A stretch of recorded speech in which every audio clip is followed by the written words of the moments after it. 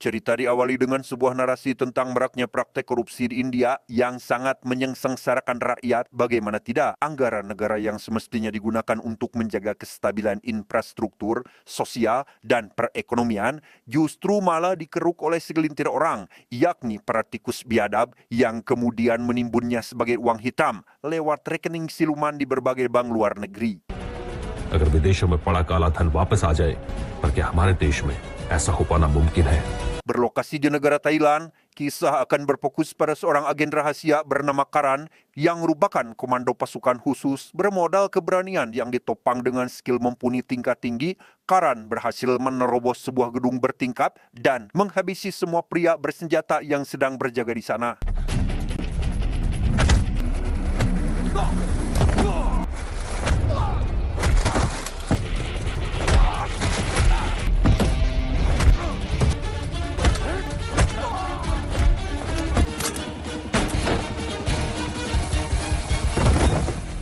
Dan inilah orang yang ditargetkan, pria asal India yang sengaja ditempatkan di sana sebagai pengurus cabang dari pengelolaan uang hitam tadi, hingga setelah mendapat keterangan bahwa ternyata pusat kendalinya berada di negara Malaysia, Karan pun akhirnya menembak mati si target setelah sempat diberi sedikit harapan untuk melarikan diri.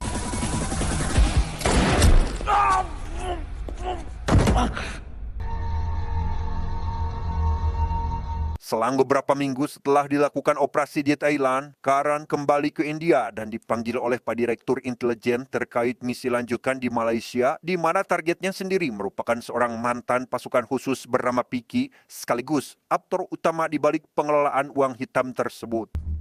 और ये वो है जो अभी पकड़ा गया वो इंडिया के कई लोगों का बहुत सारा पैसा हैंडल करता है. Mengingat semakin kencangnya desakan dari masyarakat yang diwakili oleh asosiasi para aktivis, rupanya Bu Menteri telah membentuk tim investigasi sendiri, yang mana 3 diantaranya merupakan anggota kepolisian, ada Jordan dan Bapana di bagian eksekusi, seorang perwira bernama Pandi di bagian strategi, termasuk seorang hacker muda di warga sipil bernama Japar yang khusus menangani bagian IT dan informasi. Dengan fakta bahwa Karan tidak termasuk ke dalam tim tersebut, Pak Direktur mengambil sebuah langkah yang terbilang sangat berani, di mana Karan diperintah untuk mendatangi Pandi secara diam-diam dan mengancamnya agar mengundurkan diri dengan berpura-pura tidak bisa menjalankannya karena alasan sakit. तुझे स्ट्रोक है, तू ऐसा कहेगा? Tepat saat tim sudah berada di bandara untuk diterbangkan ke Malaysia, Karan pun menghampiri mereka dan menyerahkan berkas surat tugasnya kepada Jordan sebagai bukti bahwa dia telah resmi diberi mandat untuk menggantikan Pandi yang masih terbaring di rumah sakit.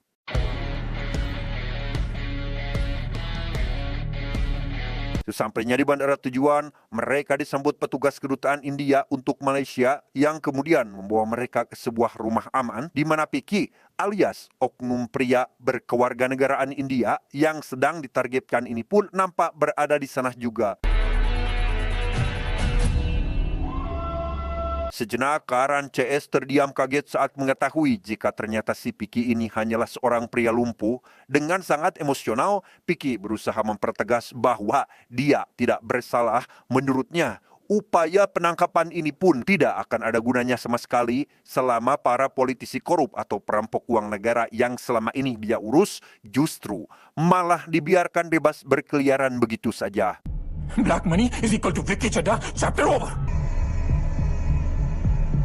Terlepas dari situasi dilema yang terjadi di lapangan, Bu Menteri tetap tegas memerintahkan Jordan agar misi ini terus dijalankan meski tidak dipungkiri bahwa Karan dan Japar merasa penasaran, ingin memastikan apa yang telah menyebabkan Piki bisa menjadi seemosional itu. फिर सोच लिया कि बेटा अब तुम कंट्री के लिए कुछ करेंगे. चलो मैं चलता हूँ. Good night. Good night. Tak lama, istri si Piki yang bernama Mira menghampiri Karan di kamarnya, yang mana di sini kita pun akan dibawa ke masa lalu bahwa di balik profesi Piki sebagai pengelola uang hitam para koruptor, ternyata ia seringkali mendapat teror percobaan pembunuhan, bahkan konon putri sematawayangnya pun turut menjadi korban, termasuk Piki sendiri yang hingga sekarang mengalami kelumpuhan.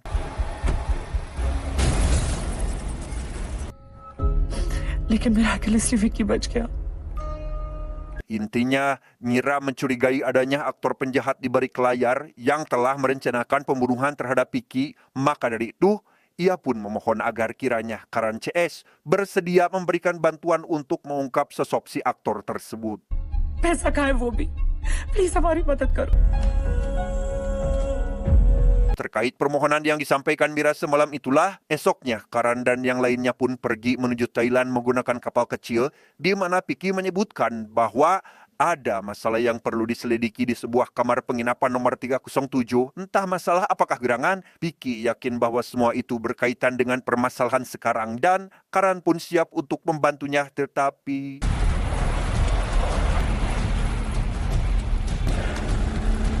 Ya, rupanya ada sekawan pria bersenjata yang mengincar mereka dan berhasil menaiki kapalnya, sehingga inilah yang terjadi.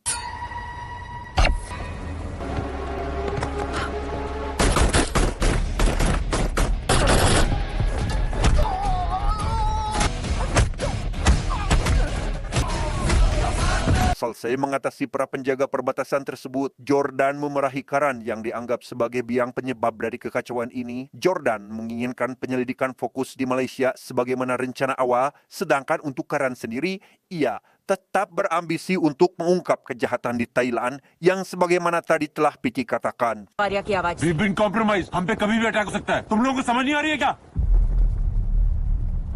Atas ketidaksepahaman itulah Karan meninggalkan Jordan dan Japar di dermaga, sementara ia sendiri langsung bergegas membawa Vicky dan Mira menuju alamat tujuan mereka. Suatu ketika sempat menurunkan Bapna di perjalanan karena dianggap terlalu lobong ngomong. Karan pun akhirnya tiba di alamat tujuan sesaat sebelum kedatangan Japar dan Bapna yang ternyata memilih untuk menyusul ke sana. Dan alangkah terkejutnya Karan saat menyaksikan apa yang kemudian terjadi. Bagaimana tidak, semua yang telah Mira rencanakan hanyalah tipuan semata. Bahkan Piki yang semula dikira lumpuh pun ternyata hanya berpura-pura saja. Usut punya usut, Mira sudah sejak lama terobsesi untuk mengakuisisi pengelolaan uang hitamnya, sehingga Piki yang dianggap sudah tidak berguna pun dihabisinya saat itu juga.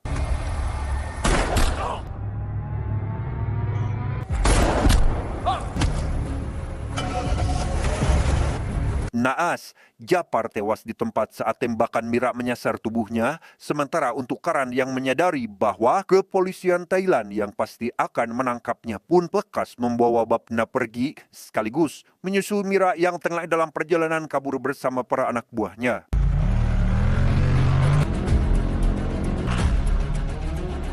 Dan di dalam mal inilah Mira sekarang, bersama pengawal barunya yang bernama Takur. Mira menuju ruangan penyimpanan barang berharga di mana Piki telah menyimpan sebuah chip rahasia pada sebuah loker bernomor 307. Tepat saat mereka hendak pergi setelah mendapat chip tersebut, Karan dan Bapna yang kini sudah berstatus sebagai buronan kepolisian pun tiba di sana dan berhasil menemukan keberadaan mereka berdua. Berlokasi di sebuah tempat yang terletak persis di belakang mall, rupanya Mira telah menyiapkan para algojonya untuk melakukan hadangan, tidak hanya agresif menyerang. Ternyata mereka juga telah dipesan untuk menghabisi Karan dan Bapna secara bersamaan. Namun sayang, menghadapi Karan tidak semudah membalikan kedua telapak tangan.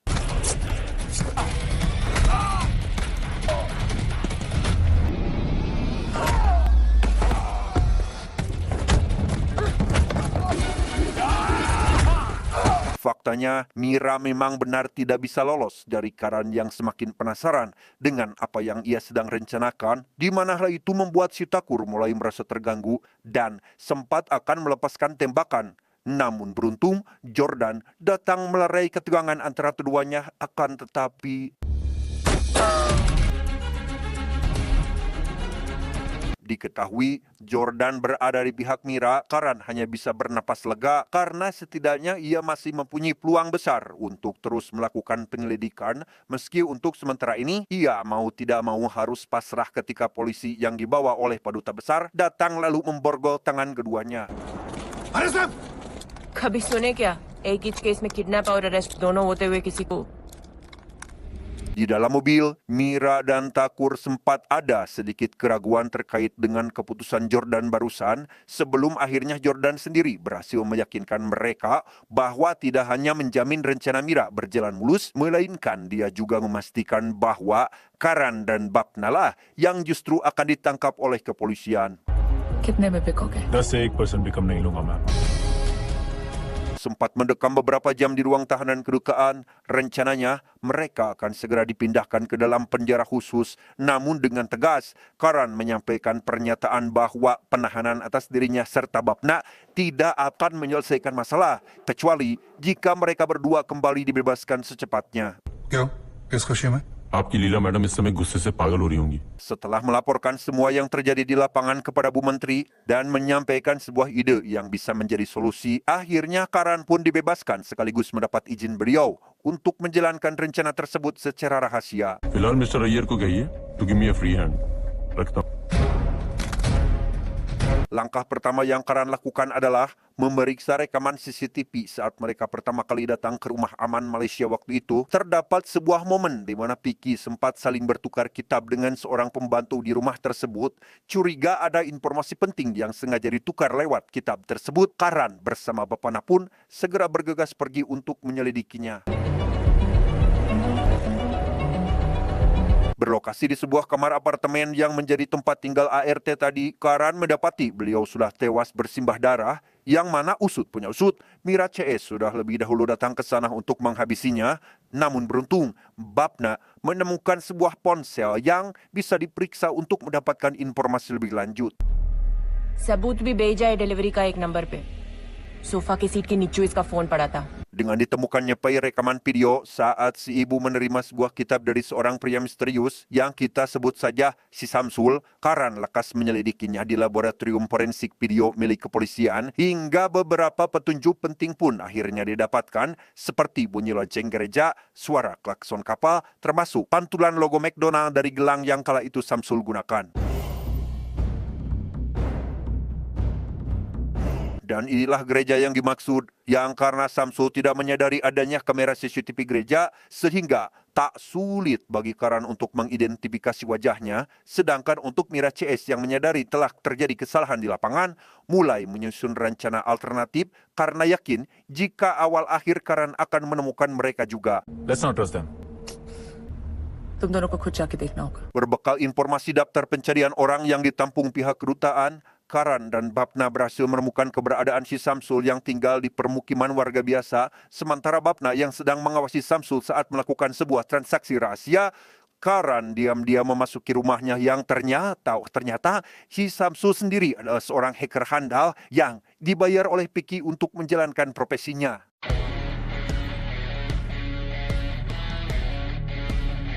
Diketahui, ternyata si Samsul juga adalah eksekutor atas pembunuhan terhadap ratusan nama pemilik akun rekening luar negeri yang kemudian disabotase untuk mengamankan uang hitam tersebut. Adapun terkait kitab tadi, tak lain hanyalah kitab palsu di mana di dalamnya terdapat struktur kata acat yang jika digabungkan, maka akan menjadi sebuah kata sandi untuk membuka software buatannya.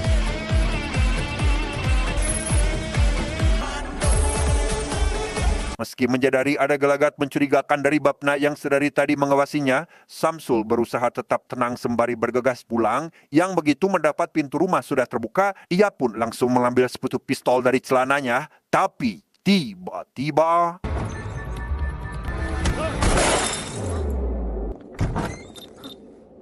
tanpa harus melewati penyiksaan terlebih dahulu, Karan dapat dengan mudah membuat Samsul jujur atas semua perbuatannya. Setelah terbukti bahwa Samsul hanyalah orang suruhan, Karan pun mengembalikan sebuah drive berisi hasil proyek yang Samsul kerjakan, sehingga dengan cara inilah Karan diizinkan untuk mengikuti Samsul ke suatu tempat di mana Mira akan datang untuk mengambil drive tersebut. All okay? Yeah.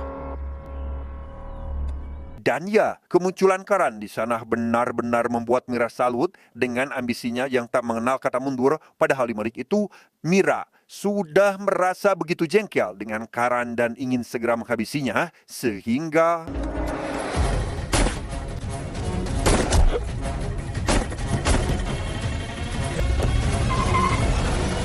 Sungguh malang, Samsul harus meregang nyawa di tangan majikannya sendiri. Meski kegagalan menangkap Mira CS ini menyisakan kekecewaan yang bukan main, tapi selama kata menyerah tidak ada dalam kamus perjuangan Karan, maka sudah pasti Bapna pun akan terus memberi dukungan hingga tetes darah penghabisan. Di saat yang sama di tempat lain, Mira berencana memindahkan transaksi pencucian uangnya dengan menggunakan akun bank milik warga Tripoli. Berhubung Tripoli merupakan salah satu negara yang tingkat keamanannya tidak terlalu ketat untuk aktivitas melanggar hukum tersebut. और 4 महीने बाद मैं छूटकर सारे पैसों के साथ ऐश करूंगी। वाह। Esoknya, tepat saat Mira memindahkan sebuah perangkat komputer portable untuk transaksi pengiriman uang dari sebuah bank di Thailand, Karan dan Bapna yang sudah siap untuk merebutnya pun cukup dibuat himang alias bingung. Bagaimana tidak? Rupanya Mira telah membayar puluhan pria dengan menggunakan setelan serta membawa koper yang persis sama.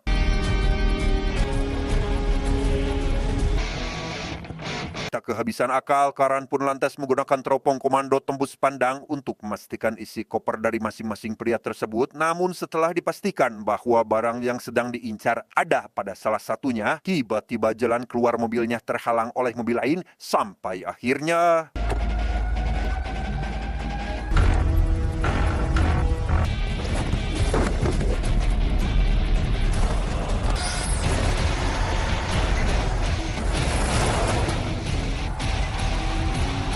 Ternyata pria ini sudah ditunggu Mira di atap sebuah gedung di mana transaksi pencucian uangnya akan segera dilakukan. Sementara untuk Karan sendiri, ia masih berjibaku melumpuhkan ketatnya penjagaan di sana.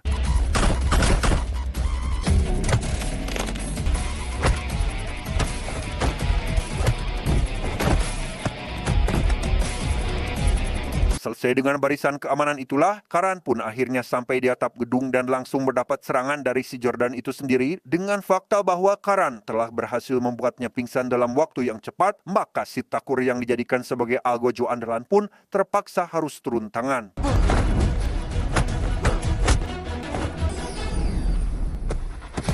Meski sama-sama memiliki fisik ideal serta latar belakang sebagai mantan pasukan khusus, tapi di sini Karan terbukti jauh lebih unggul dalam menguasai teknik bertarung sehingga...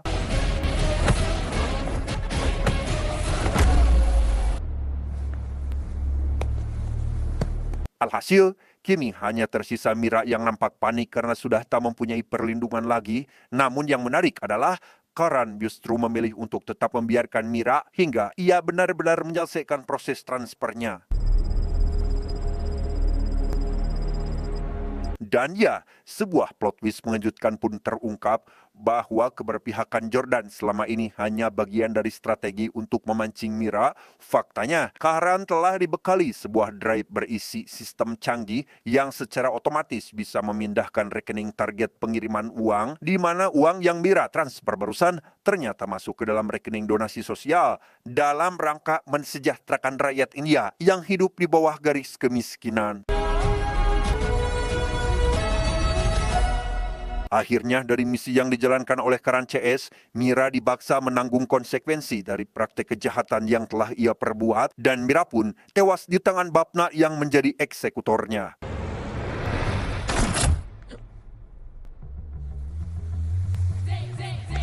Amat